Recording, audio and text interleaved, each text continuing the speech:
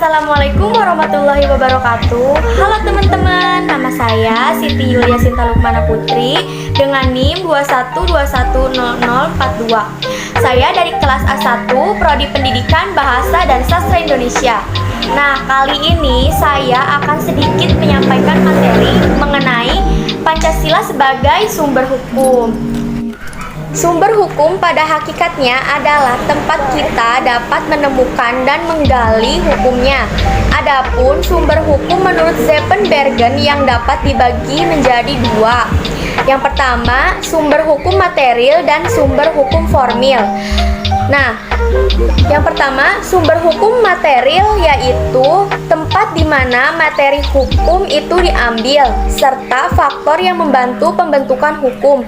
Misalnya hubungan sosial, kekuatan politik, situasi sosial ekonomi, tradisi, perkembangan internasional, dan keadaan geografis.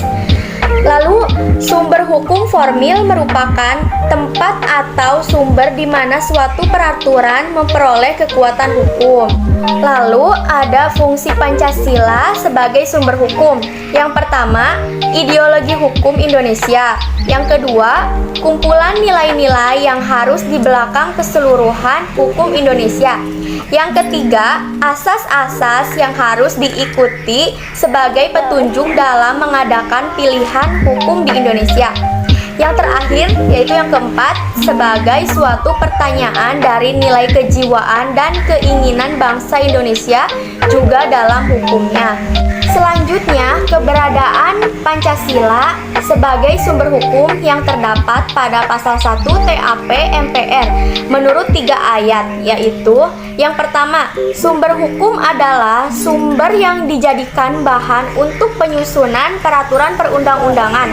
Yang kedua, sumber hukum terdiri dari sumber hukum tertulis dan sumber hukum tidak tertulis.